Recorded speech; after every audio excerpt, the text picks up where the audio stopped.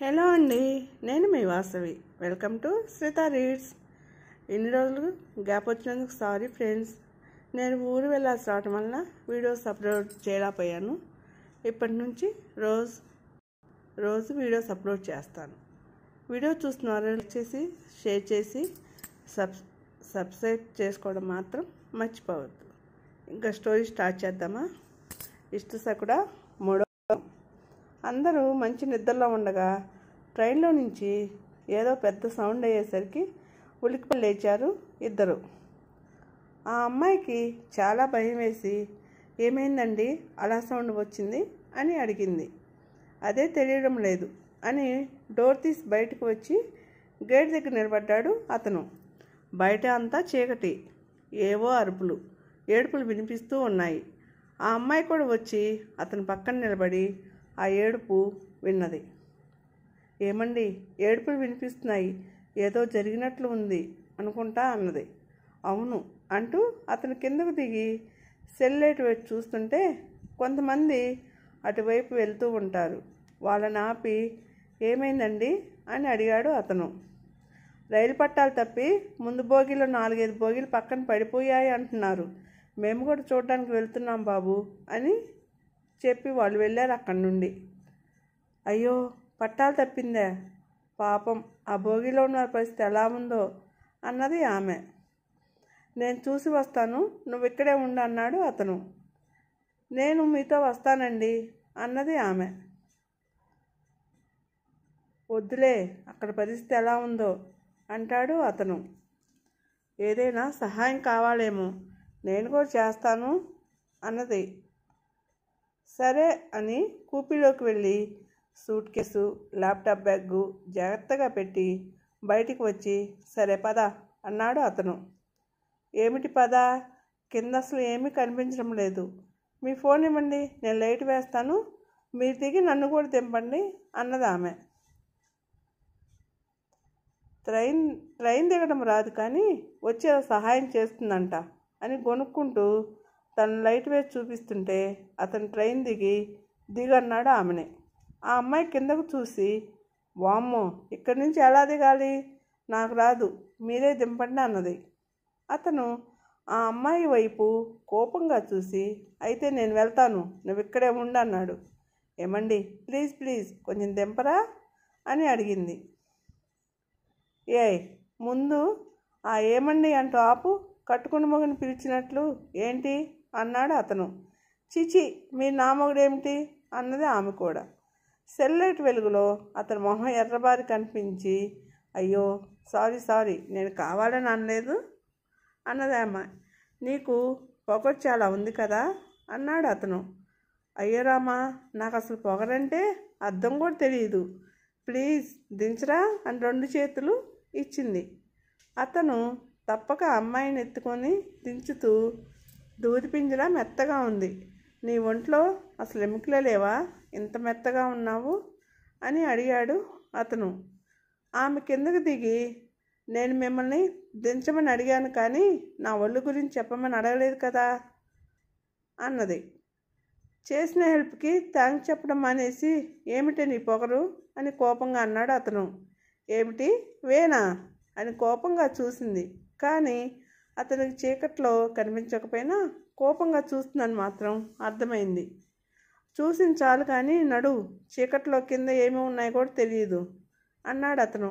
ఏమి ఉంటాయి, రాళ్ళు రప్పలు ఉంటాయి అంతే కదా అన్నది ఆమె. వాటి కింద పాములు, తేళ్ళు, ఎండ్రకాయలు కూడా ఉండొచ్చు అన్నాడు అతను. అంతే. ఆ అమ్మాయి పాములా అంటూ చటుక్కున అతని చంక ఎక్కి మెడ చుట్టూ చేతులు వేసి గట్టిగా పట్టుకొని కూర్చుంది అతన్ని. తను అలా చేయగానే అతని గుండె ఒక్కసారిగా లయ తప్పింది. తన సుకుమారమైన చేతులు తన మెడను ముద్దాడినట్లు అనిపించింది. చంకను కూర్చొని భుజం మీద తలపెట్టి గట్టిగా కట్లు మూసుకొని కూర్చుంది ఆమె. ఆ అమ్మాయి అలా చేసేసరికి అతనికైతే మనసంతా దూది పింజలా మారిపోయింది. వెంటనే తను ఎక్కడ ఉన్నాడో గుర్తుకు వచ్చి, ఏమిటి చంటిది చంక ఎక్కినట్లు అలా ఎక్కి కూర్చున్నావు, దిగు అన్నాడు. వామ్మో, నేను దిగనండి. దిగవా? అంటూ ఆశ్చర్యపోయాడు అతను. మీరే కదండి పాము, తేళ్ళు, ఇంకేదో కాయలు ఉంటాయన్నారు. అవి అంటే నాకు చాలా భయం అండి. అందుకే మీరు కొంచెం దూరం అలా తీసుకువెళ్ళండి, నేను తర్వాత దిగేస్తాను అన్నది ఆమె. ఆ అమ్మాయి అలా అంటుంటే ఎత్తి కుదాయాలనిపించింది. కానీ అసలే ఎముకలు లేని శరీరం, ఆడపిల్ల అని జాలి తెరిచి అలాగే ఎత్తుకొని కొంచెం దూరం నడిచిన తర్వాత లైట్లు కనిపిస్తుంటే ఇంక దిగు అన్నాడు. ఆ అమ్మాయికి అతను అలా ఎత్తుకొని వెళ్తుంటే చిన్నప్పుడు భయపడితే అమ్మాయి ఎత్తుకొని తిప్పినట్లు మనసు హాయిగా అనిపించి కళ్ళు మూసుకొని అతని భుజం మీద పడుకుంది ఆమె. ఎంతకి దిగకపోయేసరికి, చంటిపాప నిన్నే, కొంచెం దిగుతావా అన్నాడు అతను. అతను అలా అనగానే లైట్లు ఉండటం చూసి గబుక్కున చంక దిగింది ఆమె. కొంచెం దూరంగా బోగీళ్ళు పక్కకు పడిపోయి కనిపించాయి. జనాలు అటు ఇటు పరుగులు పెడుతూ కనిపించారు. ఇద్దరు అక్కడికి వెళ్ళారు. బోగీలు ఇరుక్కొని ఉన్న వాళ్ళను తీసుకువచ్చి పక్కన కూర్చోబెడుతూ ఉన్నారు కొంతమంది. నువ్వు ఇక్కడే ఉండు, నేను వెళ్ళి చూస్తాను అని అతను వెళ్ళి బోగీళ్ళు ఇరుక్కొని ఉన్న వాళ్ళని జాగ్రత్తగా బయటికి లాగి పక్కన ఉన్న వాళ్ళకి అప్పచెబుతూ ఇంకా ఎవరు ఉన్నారో వెతుకుతూ కనిపించిన వాళ్ళందరినీ బయటికి తీసుకువస్తూ ఉన్నాడు. ఏదో ఊరికి దగ్గర ఈ ప్రమాదం జరగడం వల్ల ఫోన్లు చేసి అంబులెన్సులు పిలిపించారు. అంబులెన్సులు, డాక్టర్స్ రావడంతో గాయాలైన వాళ్ళు ట్రీట్మెంట్ చేస్తున్నారు. సీరియస్గా ఉన్న వాళ్ళను అంబులెన్స్లో హాస్పిటల్కి తీసుకువెళ్తూ ఉన్నారు. అతను బోగిని మధ్యలోకి వెళ్ళి ఎవరైనా ఉన్నారేమోనని చూస్తే బెత్తి కింద 1 సంవత్సరం పాప తలకు దెబ్బ తగిలి రక్తం కారుతూ ఉంది. ఆ పాపను అలా చూడగానే మనసులో కలుక్కుమన్నది. వెంటనే పాపని చేతుల్లో తీసుకొని గబగబా బయటకు డాక్టర్ అని పిలుస్తూ పాపనెత్తుకొని వచ్చాడు. తన కూపిలోకి వచ్చిన అమ్మాయి దెబ్బలు తగిన వాళ్ళకు ట్రీట్మెంట్ చేస్తూ కనిపించింది. వెంటనే తన దగ్గరకు వచ్చి పాప అంటూ చూపించాడు. పాపను చూసి, అయ్యో తలకు దెబ్బ తగిలిందండి, బ్లడ్ అంతా క్లీన్ చేసి తల కట్టి పాపకి ఇంజెక్షన్ చేసింది. ఇంజెక్షన్ నొప్పికో ఏమో పాప క్యారమంటూ ఏడవడం మొదలుపెట్టింది. అతనైతే ఆశ్చర్యంగా పాప వైపు చూసి, తలకు దెబ్బ తగిలిన ఏడవకుండా పడుకొని ఉంది, ఇంజెక్షన్ చేయగానే అలా క్యారమంటూ ఏడుస్తుంది ఏమిటి అని అడిగాడు అతను. దట్ ఈజ్ ఇంజెక్షన్ మహిమ, ఎంతటి వారినైనా అమ్మో ఇంజెక్షన్ అని భయపట్టగలదు అన్నది ఆమె. అవునవును, నాకు ఇంజెక్షన్ అంటే భయమే అని పాప వైపు చూసి, పాపకి ఏమీ ప్రాబ్లం లేదుగా అని అడిగాడు. ఏమీ లేదు, ఈ పాప పేరెంట్స్ ఎవరో అడిగి పాపను వాళ్ళ దగ్గర చేర్చండి అన్నది ఆమె. సరే అని అతను పాపను తీసుకుని అక్కడ కనిపించిన అందరిని అడుగుతూ ఒక ఆమె పాపని ఏడుస్తూ కనిపించింది.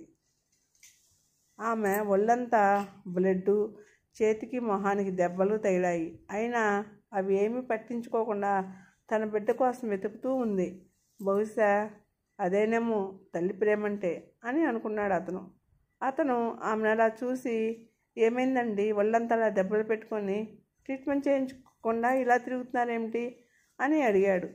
ఆమె కంగారు పడుతూ, నా పాప కనిపించడం లేదండి, చిన్ని పాప అని ఏడుస్తూ చెప్పింది. వెంటనే అతను తన చేతిలో ఉన్న పాపను చూపించి, ఈ పాపనేమో చూడండి అన్నాడు అతను.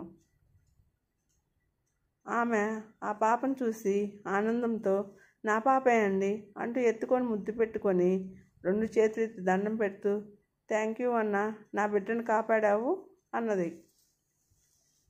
దీనికి థ్యాంక్స్ ఎందుకమ్మా, జాగ్రత్తగా చూసుకోండి అని చెప్పి వెళ్ళాడు. తెల్లవారేదాకా బోగిలు ఇరుక్కున్న వాళ్ళని తీస్తూనే ఉన్నారు. అతడు కూడా చాలా సహాయం చేశాడు. ఎంతో మంది ప్రాణాలను కాపాడాడు. అంతా క్లియర్ అయింది అన్న తర్వాత అతను ఆ అమ్మాయి దగ్గరికి వచ్చి దెబ్బతగిన వాళ్ళకి ట్రీట్మెంట్ చేస్తూ ఉండడం చూసి, నువ్వు డాక్టరా అని అనగానే ఉలిక్కిపడి అతని వైపు చూసింది.